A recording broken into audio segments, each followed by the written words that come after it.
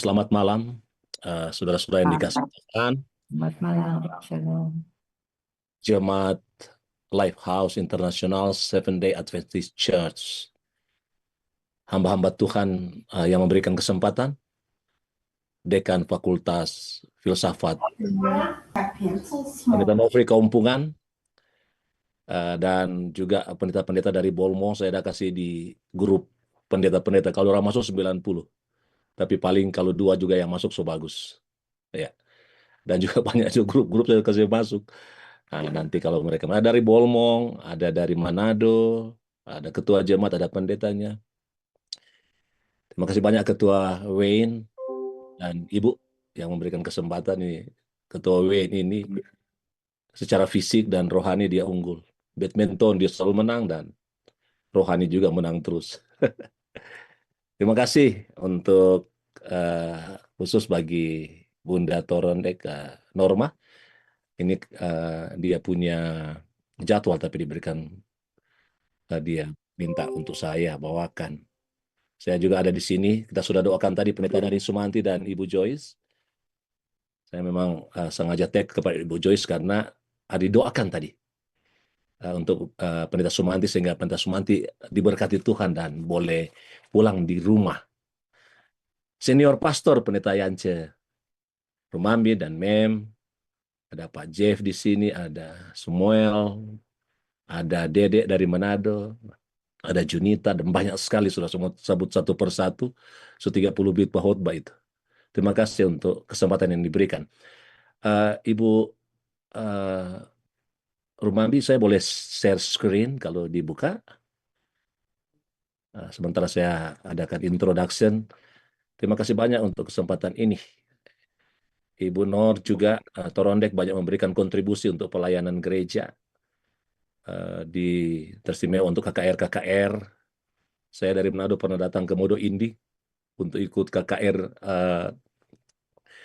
bendahara-bendahara yang disponsori Ibu Nor, dan banyak juga KKR yang dibuat. Saya Pendeta Warren mau, terima kasih banyak, boleh. Ya, ini dia.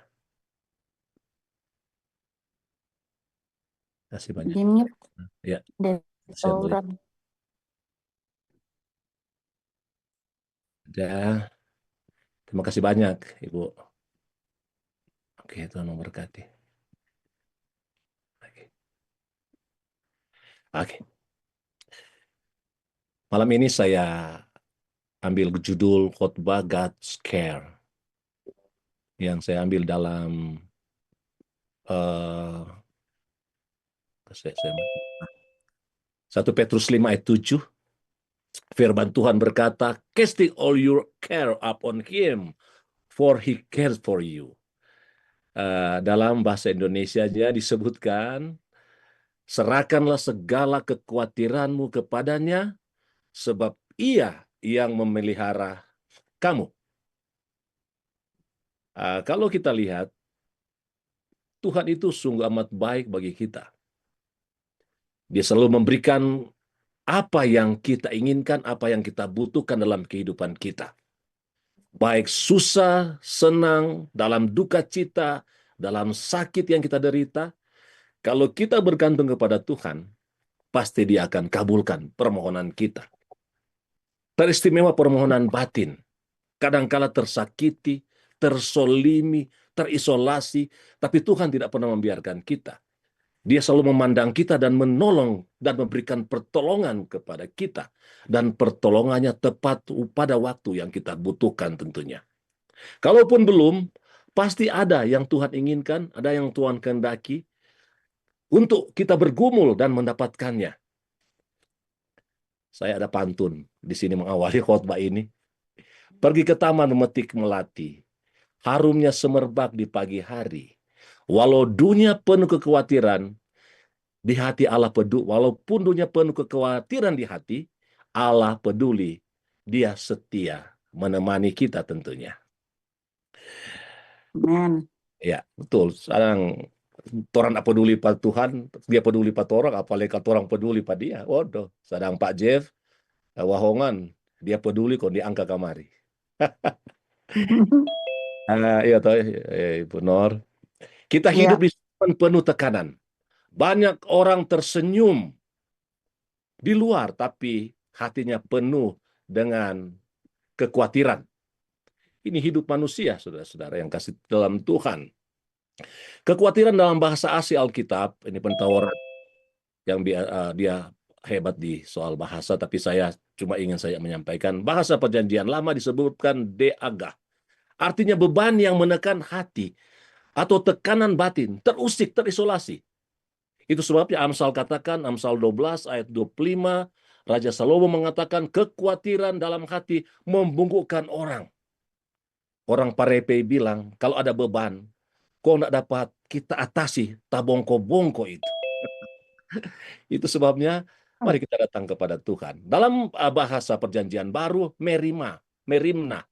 Artinya kekhawatiran, kecemasan, beban pikiran. Mana yang lebih menyakitkan kita? Kita tidak punya uang atau beban pikiran yang menindih kita. Aduh, rasa-rasa mau mati ini. Terus siksa ini. Ada ibu-ibu, kalau soal dia sudah dapat sanggup dia pikul beban iman, aduh, sobo gila kita. Tapi tidak gila. Tapi tetap sehat dan diberkati Tuhan. Akar kata meriso atau membagi. Lihat saudara-saudara, Yesus memberikan ilustrasi. Matius 6 ayat 25, pandanglah burung-burung di langit yang tidak menabur dan tidak menuai dan tidak mengumpulkan bekal dalam lumbungnya, namun diberi makan oleh Bapamu yang di sorga. Bukankah kamu jauh melebihi burung-burung itu?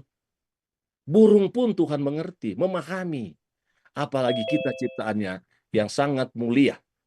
Miss White dalam Step to Christ halaman 121 mengatakan, kekhawatiran adalah beban yang tidak perlu dipikul. Karena Kristus mengundang kita untuk menyerahkan semuanya kepadanya. Serahkan kepada Tuhan. Hal-hal yang menjadi kekhawatiran manusia dari zaman ke zaman. Entah dia profesional, milioner, hamba-hamba Tuhan, presiden, raja-raja di dunia ini. Hal-hal yang menjadi kekhawatiran mereka adalah perang dan konflik dunia. Kita sini tidak merasakan aman-aman saja. Karena saya senang sekali, nanti saya lihat kenapa nih Amerika ini jaya terus, sambil memang prinsip nubuatan ditekankan di sana, sedangkan orang pedoi, itu uang saja ada taruh, in God we trust. Jadi Tuhan yang dia mereka percaya, dan orang yang mengandalkan Tuhan, pasti Tuhan berkati. Perang dan konflik dunia, perang antar negara, ancaman nuklir, konflik ideologi, perang di berbagai wilayah, dunia menciptakan ketakutan global. Coba saudara lihat media televisi, minyak naik.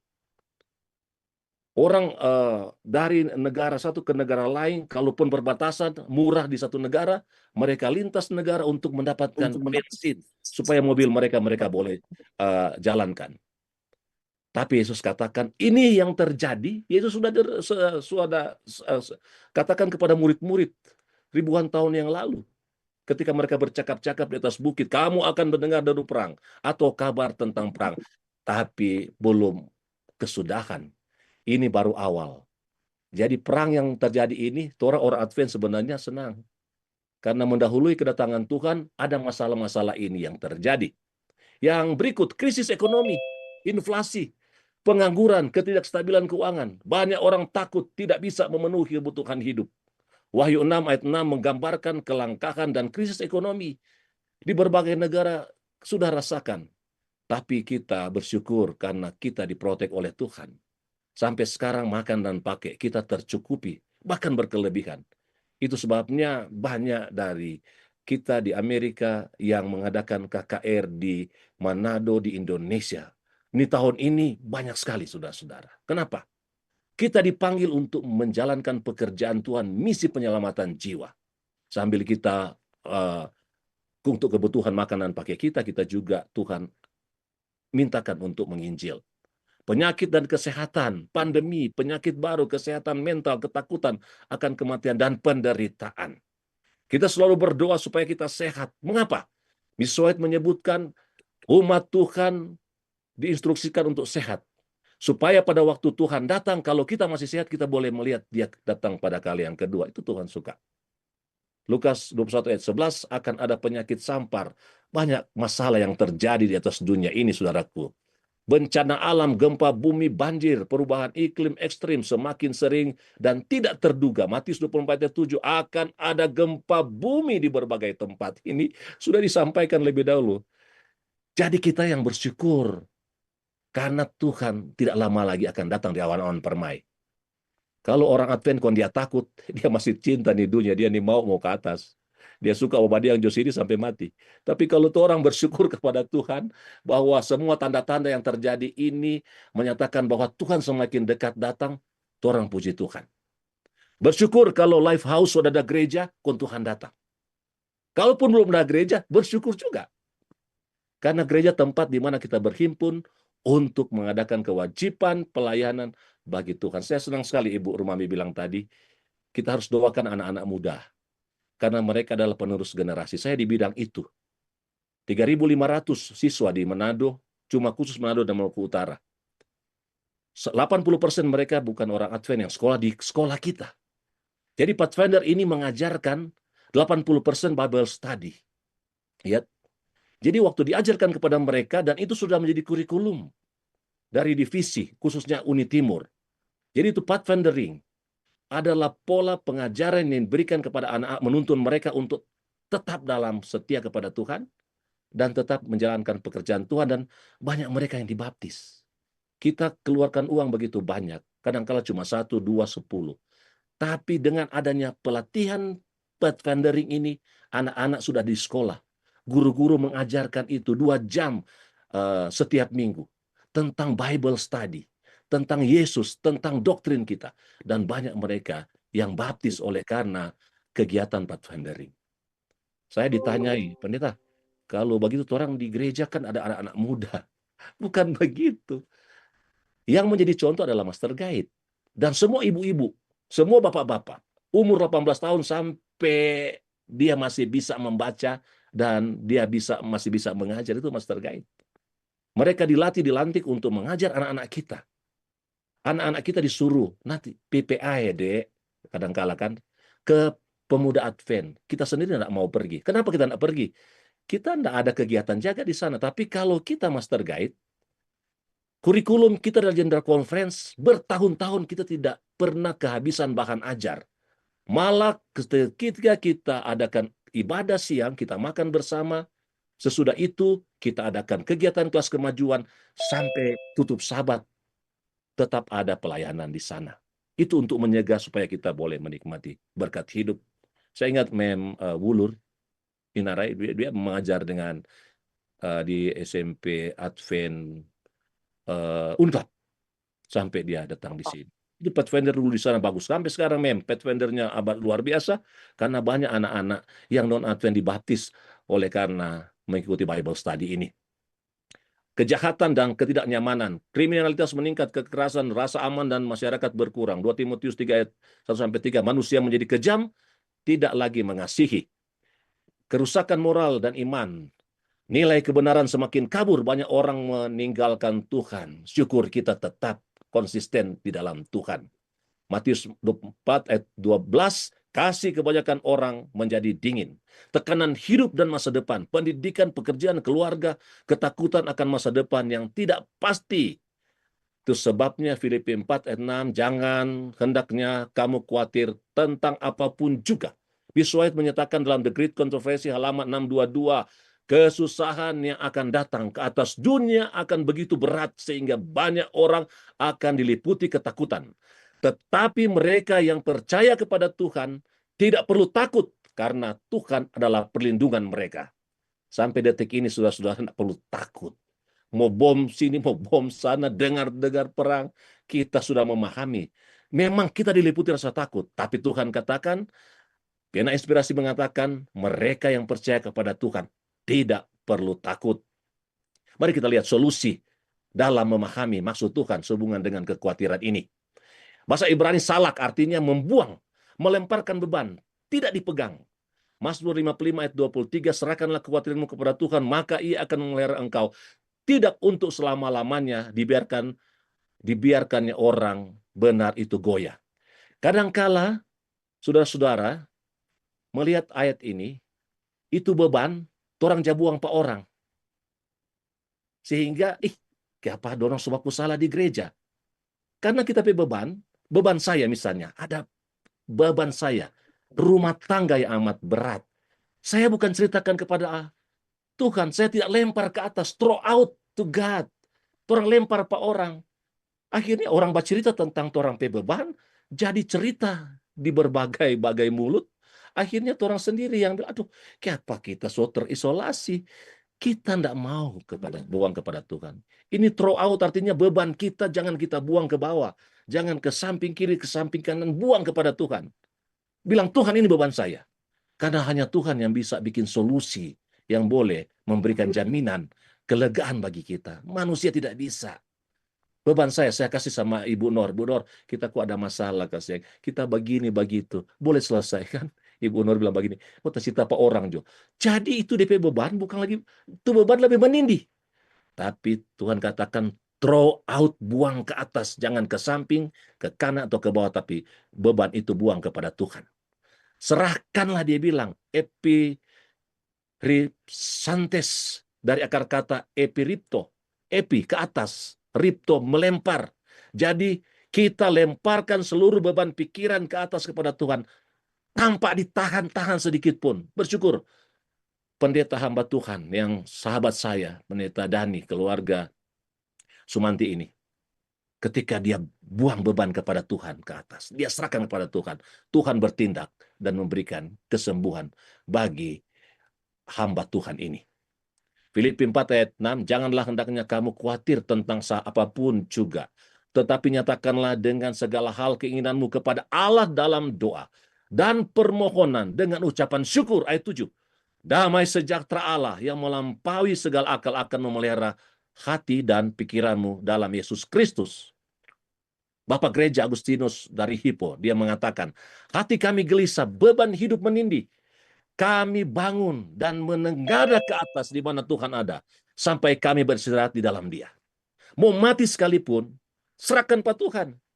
Karena hanya dialah kebangkitan dan hidup. Jangan, aduh so sakit, ada di tempat saya. Sudah 42 tahun sakit. 40 tahun dia anggota gereja. Ketika dia sakit, dia nak mau, dia marah sekali itu Advent. Dia panggil obatan, orang-orang Jawa ubah, kok obat pak dia. Sembur kiri, sembur kanan. Akhirnya dia sakit lebih sakit. Akhirnya dia mati. Saudara. Itu Birman saya di Lorong Aguan. Ibu Nur tahu itu tempat kami. Mati ini opah. Karena apa? So 42 tahun. Dia tidak kesarkan kepada Tuhan. Dia serahkan kepada tukang obat. Akhirnya mati. Ini Donald Trump, dia katakan, saya berusaha belajar dari masa lalu, namun merencanakan masa depan dengan berfokus sepenuhnya pada penyerahan masa kini yang berat kepada Tuhan. Itu sebabnya dia tetap tawa. Mau bom kiri, mau bom kanan, dia tetap tahu. Karena dia bilang, itu lalu yang sekarang kasih pada Tuhan. Ini presiden, saudara-saudara, diandalkan Tuhan. Bukan berarti dia serang kiri, serang kanan. Dia andalkan Tuhan, jadi dia tidak perlu takut. Prabowo Subianto, orang presiden. Kita harus percaya kepada Tuhan dan tetap tenang menghadapi tantangan Indonesia dalam kuasanya. Kalau dia so bilang begini, kalau sudah masalah berat di sini, boleh jadi Indonesia. Indonesia dalam kuasanya, berarti aman dan tenang. Ini Trump gubernur, Trump major, wali kota, Pak Andre Ang, baik sekali orangnya. Oleh pertolongan Tuhan, Manado harus menjadi kota yang nyaman untuk ditinggali dan dikunjungi, serta menjadi sumber kebanggaan bagi warganya. Kenyamanan kota merupakan tanggung jawab bersama. Pemerintah berupaya menghindari kota dan bersih, tertib, aman, dan damai bagi masyarakat. Kalau saudara ke Manado sekarang, so beda jauh. Tanya Pak Win yang dia pergi. Tempat-tempat kuliner, tempat-tempat ibadah terjamin. Dan wali kota ini ada orang Kristen, Buddha. Tapi dia menjamin hak kebebasan karena dia tahu Tuhan menolong kota Manado dengan doa-doa dari semua gereja-gereja yang ada di kota Manado. Kita harus berdoa. Janganlah hendaknya kamu khawatir tentang apapun juga, tetapi nyatakanlah itu dalam segala hal keinginanmu kepada Allah dalam doa dan permohonan dengan ucapan syukur. Kadangkala saudara-saudara orang pandang enteng nih Rabu malam berdoa. So di sini tuh orang boleh baku dapat dan menyatakan Tuhan baik, menjaga saya sepanjang setengah minggu, dan waktunya kita bersekutu tanpa mutu rohani dan berdoa bersama hamba-hamba Tuhan. Jangan biarkan sudah malam Rabu Kak Biarjo. Tidak perlu itu, nanti juga berdoa di rumah. Persekutuan lebih baik daripada menyendiri. Itu saya senang sekali Lifehouse bikin malam perbutaan kuat. Ellen White menyebutkan dalam Step to Christ, doa adalah kunci di tangan iman ketika menghadapi persoalan. Kekhawatiran tidak dapat menambah satu hari pun dalam hidup kita. Jangan pernah khawatir. Sebaliknya, itu menghilangkan damai dan melemahkan jiwa. Saya senang senior pendeta Rumambi. Dia tetap semangat bertahan dalam kehidupan. Hari-hari baik menyertainya. Dan fokus terarah kepada Tuhan. Hamba Tuhan pendeta Warren tetap mengembalakan Lifehouse, tambah mutu rohani jemaat, dan jemaat bertumbuh berkembang. Banyak orang diselamatkan dalam pelayanan di jemaat yang Tuhan kasihi ini. Yohanes menyebutkan ini kesimpulan, damai sejahtera kutinggalkan bagimu, damai sejahtera kuberikan kepadamu, dan apa yang kuberikan tidak seperti yang diberikan oleh dunia kepadamu. Janganlah gelisah dan gentar hatimu. Tuhan sejamin. Jadi jaminan Tuhan menjadi pertolongan kita di dunia ini. Nyonya White menyebutkan dalam Step to Christ halaman 121, tidak ada yang lebih merusak iman daripada memelihara kekhawatiran dan kecemasan. Kristus mengundang kita untuk datang kepadanya dan meletakkan semua beban kita di kakinya, bertelut padanya. Jadi beban serahkan kepada Tuhan, bukan kepada orang lain. Jika kita benar-benar percaya kepada Allah, kita akan menyerahkan masa depan kita sepenuhnya ke dalam tangannya dan berhenti merasa cemas. Stop worry. Itu dia bilang begitu. Pergi berlayar. Ini terakhir ya. Pantun terakhir Ibu Rumambi. Pergi berlayar di laut tenang. Angin sepoi membawa damai. Jangan khawatir, jangan bimbang. Serahkan pada Tuhan. Hidup pun damai. Yang paling terakhir sekali. Ini pantun orang Parepe. Jalan berliku menuju desa Parepe. Langkah perlahan di sore hari. Walaupun hidup penuh rasa cemas, Tuhan pasti hadir menenangkan hati. Tuhan memberkati kita pada malam ini. Saya tahu kekhawatiran apapun yang melanda hidup kita. Dunia ini tidak pasti. Perang sini sana, ekonomi dan semua kita sudah pelajari tadi. Tapi firman Tuhan katakan, jangan khawatir, serahkan kepada Tuhan. Kekhawatiran tidak menambah 1 tahun pun umur kita. Malah merusak hubungan kita dengan Tuhan. Mari kita bersandar kepada Tuhan dengan hati yang kusuk, minta pertolongan Tuhan. Kita dalam pemulihan oleh karena kondisi sakit, serahkan kepada Tuhan. Apapun Tuhan buat itu baik. Kebaikan Tuhan kadangkala kita melihat dengan tangisan, tapi sesungguhnya Tuhan dekat dengan kita dalam doa, tangisan, bahkan kebahagiaan. Bahagia di dalam Tuhan adalah yang Tuhan harapkan. Walaupun kita mengalami tekanan, kita senyum dan merasakan kedamaian dan sukacita. Dan orang lain melihat inilah umat Tuhan yang walaupun mengalami masalah, tapi tidak pernah mereka khawatir karena tangan kanan Tuhan selalu memegang langkah hidup mereka. Tuhan memberkati kita malam ini. Di dalam nama Yesus Kristus, saya sampaikan firman Tuhan ini. Amin.